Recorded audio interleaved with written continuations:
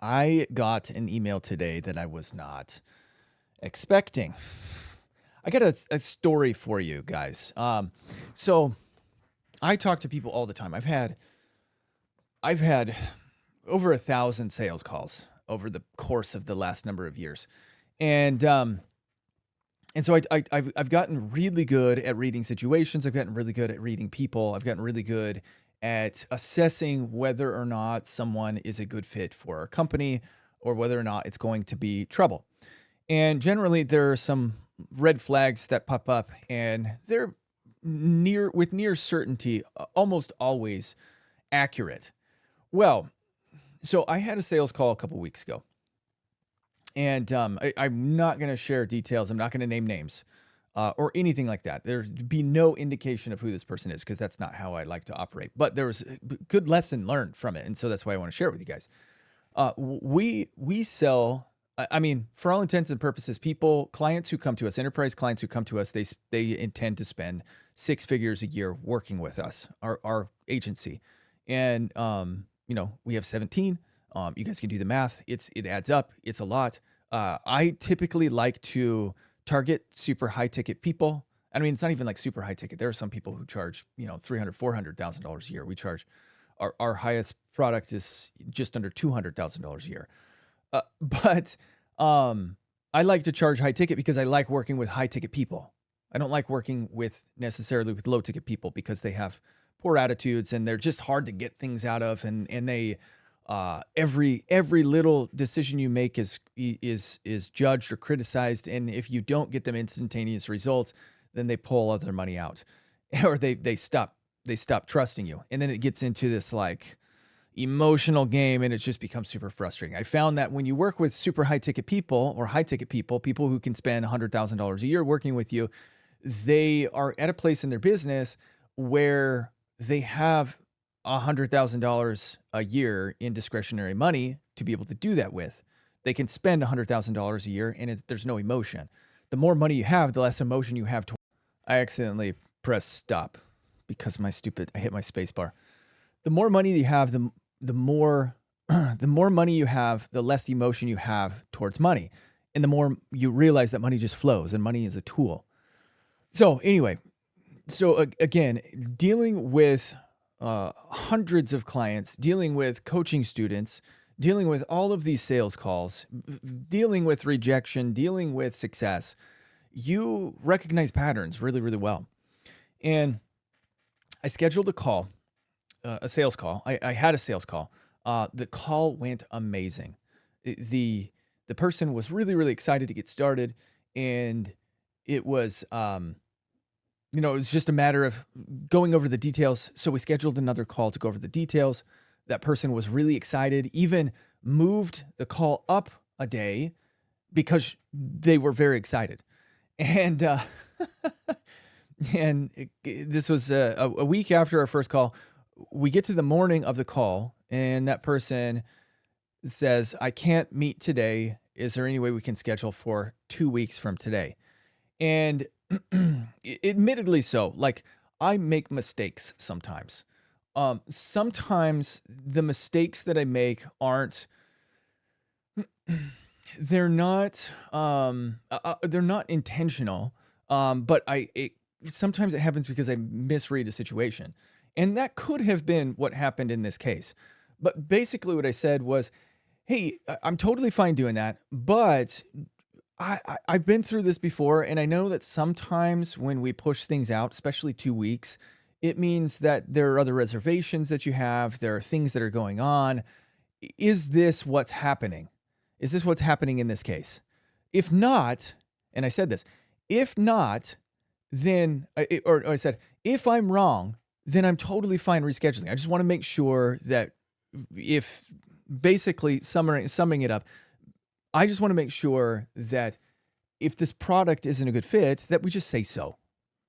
And what I got in return was was a very interesting email, basically breaking down my email point for point and telling me that I'm wrong, and then also telling me that my communication in this original email was a massive red flag to working with us. Now, again, when I see something like this, and I'm going back and forth now, when I see something like this, then I think, whoa. Uh, I even said, like, if I'm wrong, just let me know. And happy to reschedule. Uh, but there was like the email that I got back was basically like, you don't trust my word. And I was like, well, my thought is, well, the only word that I've gotten from you is we scheduled a call and then you changed it. So that's all that I have to go off of. Again, if I'm wrong, then I'm totally fine rescheduling. Totally fine. So this person went point for point, basically sentence for sentence, picking apart my email and telling me that I was wrong for doing that and telling me that it's a massive red flag. So in my mind, I'm like, oh, okay, the deal is done. This is not going to work out, and I have to move on. And that's totally fine. And I responded very nicely, and I just, it was like, hey, maybe we can salvage this. I'm totally fine rescheduling. Balls in your court. Let me know. The reason that it may have come across that way, me not trusting you, is because this is the experience that I've had. So I explained it. And then that person came back and basically when I was all done, I was just like, okay, thank you. Thank you so much. I am rooting for you. I'm wishing you the best. That's how I left it in this first initial exchange. And regardless if we work together or not, I'm rooting for you. If you have any questions about anything, please let me know. I'm happy to help out. I want you to be able to get your voice out there on social media and really like do well with YouTube. And then they responded, I have more to say. I'll follow up later. And 13 days go by. Now, in those 13 days, another interesting experience. So in those 13 days, I get messages from mutual acquaintances saying, hey, this deal isn't over. This could still work out. I recommend that you reach out to this person. So 13 days after, I had just emotionally, mentally just said, hey, this is an L, or it just, it didn't work out. Lesson learned, learn some things. I will move on and continue working. 13 days later, I reach out and I just said, hey, so-and-so told me to reach out to you. I think that I would love, another opportunity to hop on a call. Maybe we can go over some of the things, some of the areas that had miscommunication. Please let me know if you're interested in doing so.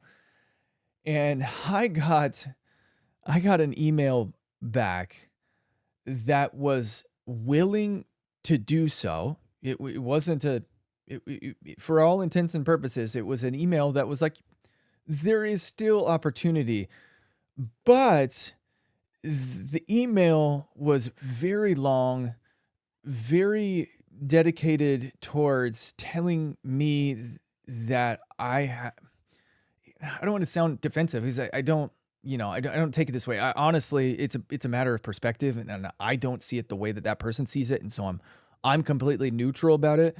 But the way that it came across was kind of attacky of my style of communication, and again, that's the perspective this person has. I completely understand. Sometimes in life, my friends, sometimes in life, we don't mesh really well with other people. We have communication errors. And listen, I'm a believer of Jesus Christ. I am a turn the other cheek type of a guy. In fact, I am the guy in high school that would do the group project all by myself in order to make sure that I got an A, and other people would just kind of sit and watch and they'd just get the A with me. That's the type of person I am. I fall on swords in order to make sure that other people are taken care of. And my wife can attest to this. It's been an ongoing issue for the last 20 years where I am willing to take on other people's burdens so that way I can make sure that they're good. And that way I can feel a sense of satisfaction that knowing that I solved other people's problems. So I understand that there's perspective shifts, and I'm more than willing, more than happy most of the time to just help other people out. But I also I also need to make sure that, you know, I what am I trying to say? I also just I also want to make sure that stand up for myself, and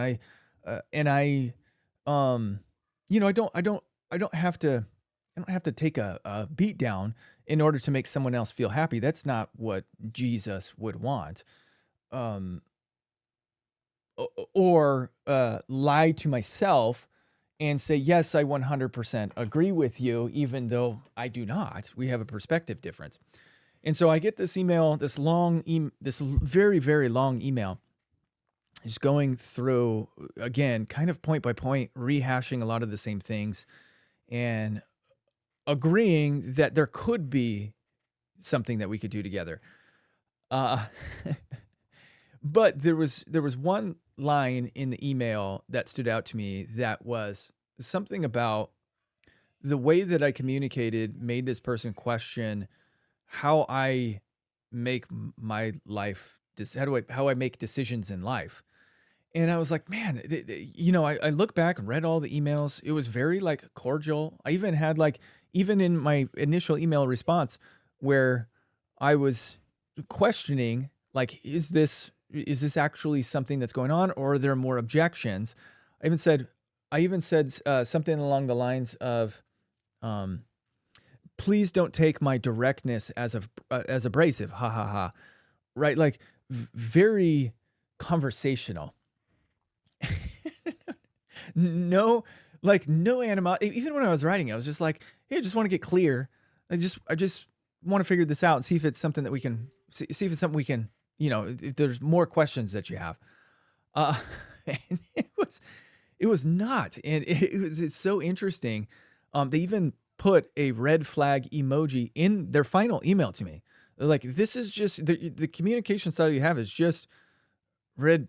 It's just there are a lot of red flags, and then put a red flag. And my email, you know, it was like a couple sentences. It was like this long. And I was like, how many red flags could there be in like a couple sentences where I leave a ha ha ha and a if I'm wrong, you know, if I'm wrong, just correct me. I'm totally fine being wrong. So anyway, I read through that and I realized there's absolutely no way that we're going to be able to work together. And the reason that I had for that, the reason I had for coming to that conclusion was generally when there's a communication breakdown. If you start like anytime there's a communication breakdown, I've worked with again 100 clients in our done for you agency. Anytime there's a communication breakdown, that's usually predictive of we're getting close to the end of a relationship.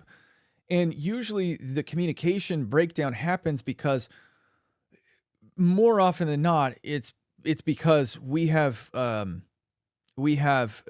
difference in vision, right? We have creative visions that don't that no longer align for the betterment of the channel. And I'm totally fine when we get to that point, just saying, hey, listen, you know, it's probably about time that we go our separate ways and leave on a high note. Your YouTube channel is awesome. My hope is that you know, if we keep going, and you know, who knows where it's going to end up, but I would rather leave on a high note and leave you in a place where you're successful than continue trying to force something that's not going to win just so that way we can make money. I really don't like going down that path. I think that it's selfish, and I think that there's greed elements to it, and I just try to stay away from that. And then there's many times where I have let clients go just simply because there's communication breakdowns. So if you start a relationship that way, it's really not a great place to start. Again, because it's predictive of this is going to be short term. It's not going to work. We already have communication problems. The other element to that is communication. If I acquiesce as a content strategist, if I acquiesce, the power dynamic shifts. And when you're a consultant, you need your clients to trust you. You need your clients to do what you tell them to do. And if that power dynamic shifts out of the gate and there's a loss of trust out of the gate, then for both of our sakes, we can't start a relationship like that because they will waste money because they won't trust what I have to say. And I will never be able to regain that power structure that I need in order to be trusted. So that way they do the things that I tell them to do. Does that make sense? So anyway, I thought that this was a valuable lesson for anybody who's watching. I hope that you guys got something out of this, but I think, like, the point that I really want to make is that this kind of stuff happens. Like, it happens, and you make mistakes, and I'll own it. Like, maybe I could have sent an email that wasn't trying to figure out if there were more objections. Maybe I could have just sent an email that was like, yeah, no problem. Let's reschedule. Sometimes I want to be, a little bit more direct and a little bit more creative. And I kind of try to feel, read the room, feel it out. I completely misread the room on this one, but and missed opportunities, and it happens. But that's the way life goes sometimes. Sometimes you make mistakes. Sometimes you get egg in your face, and you just have to, you got to take your licks and keep moving forward. You got to learn those lessons and then incorporate that knowledge into your tool belt to use at a further time. So hopefully this makes sense to you guys. Again, it's a perspective shift. Or perspective difference. It's not anything that I'm like going to cry about, or anything like that. It's just lessons, life. That's life. That's part of being a business owner, part of being an entrepreneur. All right. Hey, if you guys are interested, in working with me, I got links down in the description. I promise, learn a lesson from this one. We won't have the communication problems moving forward. But yeah, love an opportunity to earn your business. So if you're interested, I've got links down in the description. Book a call. Let's have a conversation. Otherwise, keep watching this channel. Thanks for following. See you on the next one. Later. Bye.